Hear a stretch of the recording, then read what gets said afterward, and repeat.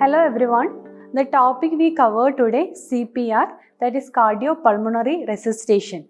The cardiopulmonary resuscitation is the basic life support to provide the oxygen to heart, lungs and brain.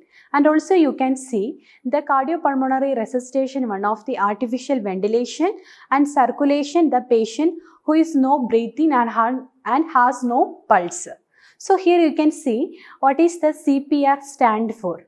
The C for cardio, that means heart, and P for pulmonary, that means lungs, and R for resuscitation, that means recover. So simply you can see that is the recover of cardiopulmonary function, that is the cardiopulmonary resuscitation. So here we can see what are the purpose and indication of CPR.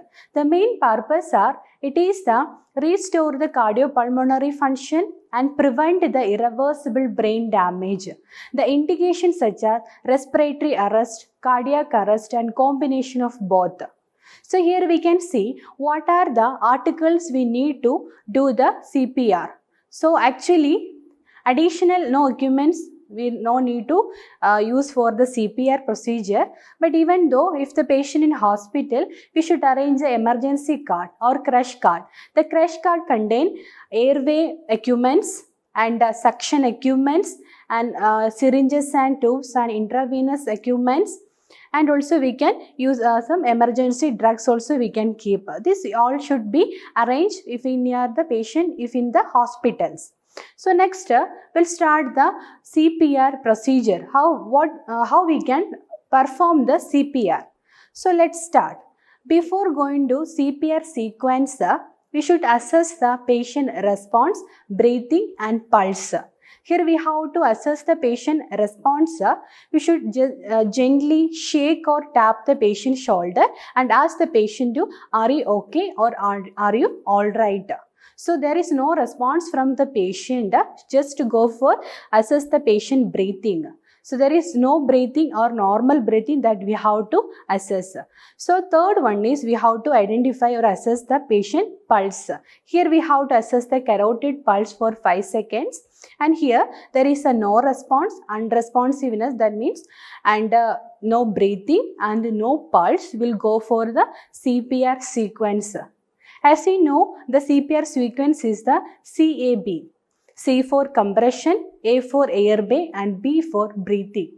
And C for compression. Here we have to do the compression. So compression, we can keep the patient on supine position on a surface, and also keep one hand over the patient lower sternum and keep another hand over the hand to the sternum, and just 2 fingers below the xiphoid process, and how to keep the elbow straight and shoulder should be level of the arms, and give the compression to use our upper body weight.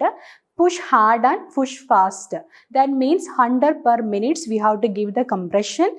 That is 30:2. That 30 compression and 2 breathing.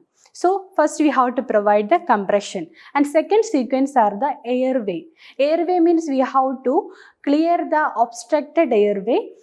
When the patient is unconscious, that means the airway is obstruction or block the airway. So here you have to clear the blockage or obstructed airway. For that, we have to provide the position that just tilt the head of the patient and lift the chin and just above the head. And keep our one hand over the patient forehead, another hand over the patient chin. Then we have to jaw thrust. And we have to keep the next step is the finger sweep. Here finger sweep will do that, remove the foreign material or foreign bodies from the patient mouth. So that will be clear the airway and easy to you give the breathing also. So that's why we have to clearance of the airway. And third one is the breathing. So after compression, airway clearance, then we'll go for the breathing. In here we have to use the 3 methods. That is, first one is the mouth to mouth, second one is the mouth to nose, and third one is the mouth to nose and mouth to mouth.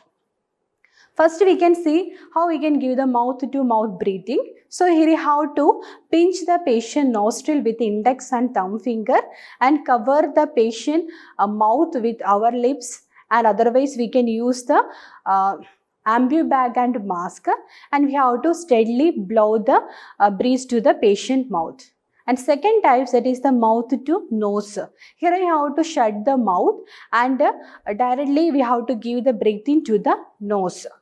And third one is the mouth to mouth and mouth nose. So here we have to use both mouth and nose. We give the blow the air to nose and mouth. Especially in this last method we are using for the children and infants. So after this CPR sequence, we'll assess the after CPR how the patient is responding. Here we have to assess the patient breathing or eye response, and the patient have the chest movements. With that all we have to assess.